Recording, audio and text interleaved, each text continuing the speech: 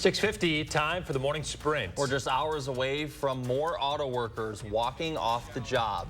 UAW President Shawn Fain will go on Facebook Live this morning to announce which plants will be joining the strikes. A Reuters poll shows 58% of Americans support the strike. Meanwhile, General Motors President Mark Roos has slammed the union's striking strategy and their demands. Republican lawmakers are moving ahead with plans to impeach the state's top elections official. The assembly alleges that Megan Wolf might have broken some election laws and that she mismanaged the 2020 presidential election. Wolf is responding, citing several audits, investigations, and lawsuits that have found those claims are not true. She goes as far as to say the claims are irresponsible. A 4-year-old white-tailed buck at a farm in Rock County has tested positive for chronic wasting disease. The Wisconsin Department of Agriculture, Trade, and Consumer Protection says the farm is now under quarantine until further investigation. The farm in question has not been identified, and it's unclear when the test was taken. Democratic lawmakers reintroducing some legislation that aims to help schools hire and retain teachers by boosting pay. The latest package includes 3 bills that would establish minimum pay, tie raises to years of service, and enact mandated preparation periods for teachers.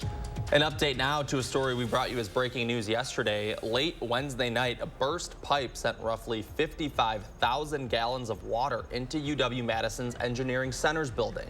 It's unclear the value of damage so far, but every floor of the building was flooded. Classes and labs today have been relocated. No word yet on how long it will take for cleanup.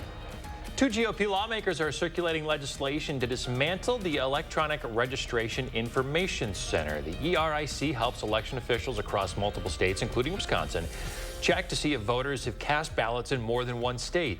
So far, 8 GOP-led states have left ERIC. It's been under scrutiny since the 2020 election.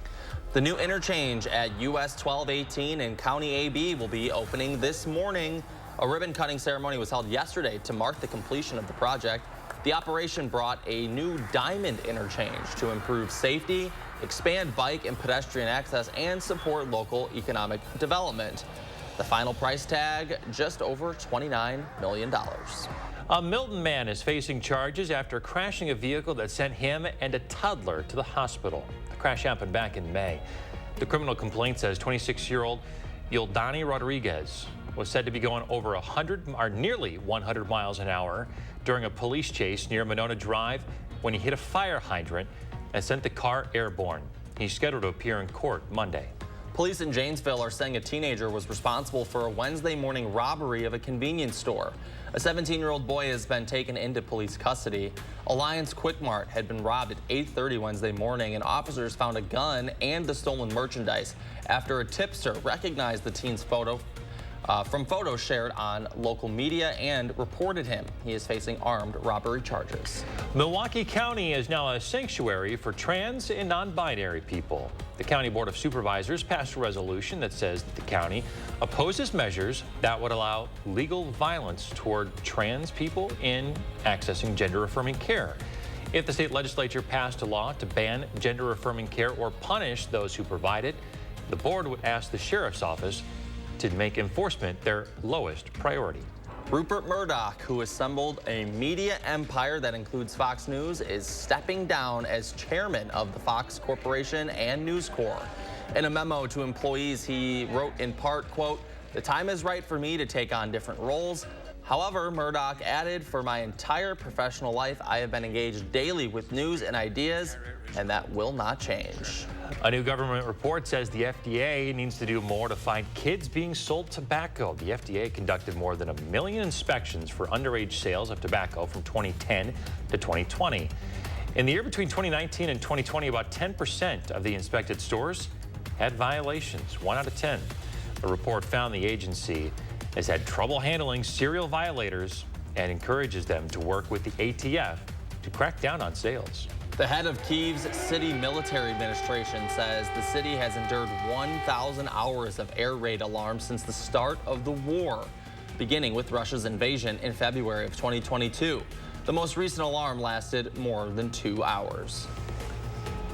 All right, good morning. 5 minutes away from 7 o'clock. It's a mild start to the morning. We've had some spotty, lighter showers, even on the northwest side of Dane County.